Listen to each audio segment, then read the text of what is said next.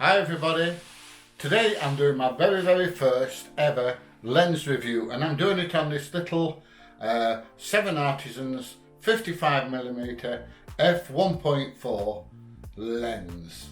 Nice and cheap, Chinese. Let's do an unboxing and let's see what's in the box. Well, that was a quick unboxing, but unboxings are boring, so I don't want to have a look at that. But anyway, this is what you get in the box. This lens it's built like a tank. It really is. It's solid metal construction all the way through.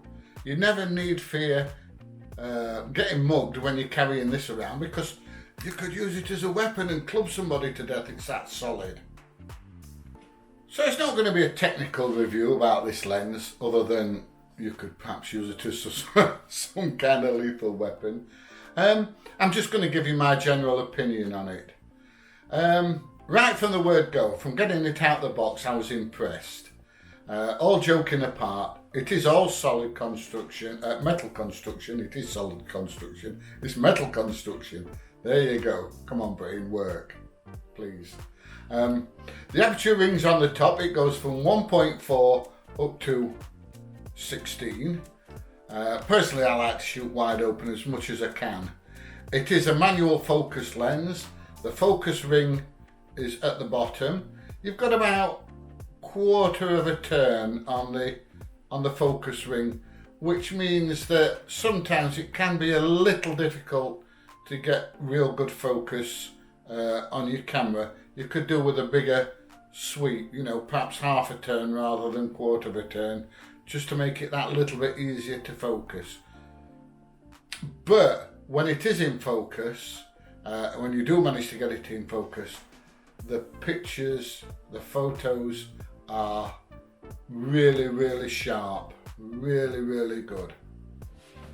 One thing I did neglect to tell you about the aperture ring is it's clickless, so you can move from f1.4 to f16 smoothly. There's no clicking or anything there, so if you're using it for video, it's great. You don't get that click as it moves from one stop to the other, so you can just gently and smoothly just turn it, and it's great.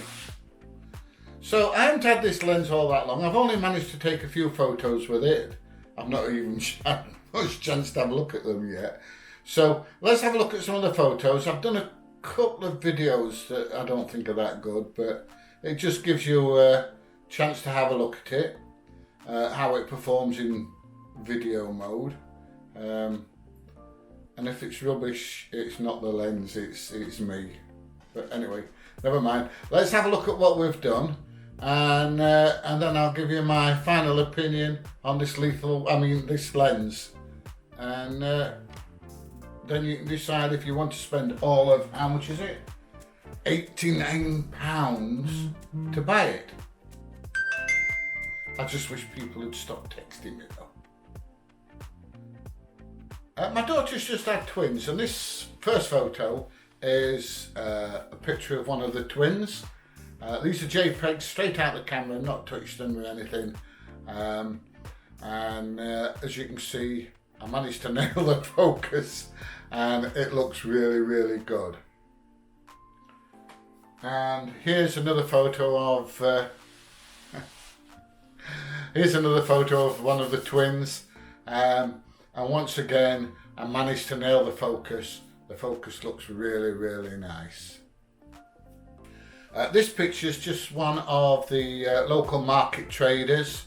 As you can see, I've pretty much nailed the focus on his eyes.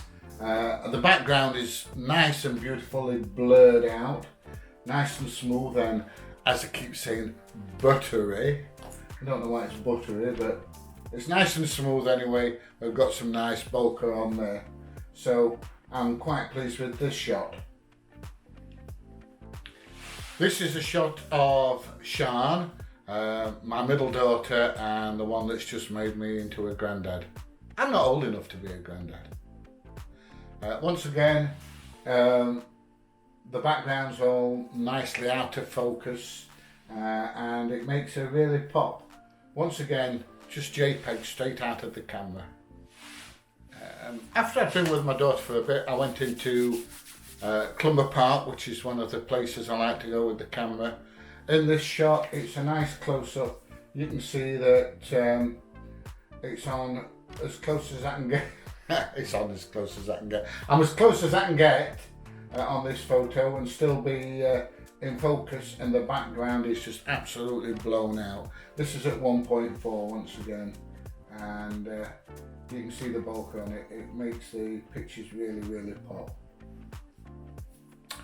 And while I was walking around, I came across this little van type thing that sold coffees, and me being the kind of person I am that likes coffee, decided to have a coffee.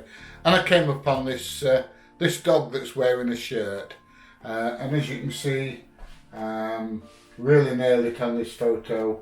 The background's blown out nicely, the dog's nicely isolated in the picture, and he's even wearing a shirt, and it wasn't even that cold. But yeah, I thought it was quite an amusing picture, this. And as you can see, this is another photo of the same dog, and once again the background's blown out, and the dog actually. There goes my computer trying to send me messages now. Oh, new subscriber. Oh, thank you, whoever you are. Thank you, that's great news. And as you can see, the dog really pops out, so that's great. And then I've just got a couple of photos that I've taken of flowers. So there you go. There's my first one. And my second one is, and that's my second one. So as you can see, if you can get it in focus, with it just being that short drawer on it, it makes a cracking job of taking nice pictures with a blown out background. And you know, all the colours pop, everything's absolutely fantastic. So let's have a look, see what we like on the videos. Oh my God, here we go.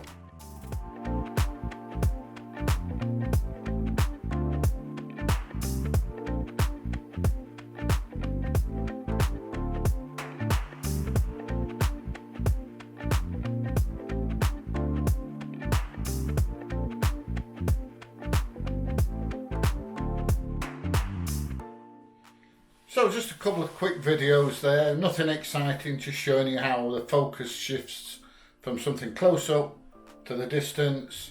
I think it makes a smashing little job of doing videos. What you've got to remember is there's no image stabilization on this lens.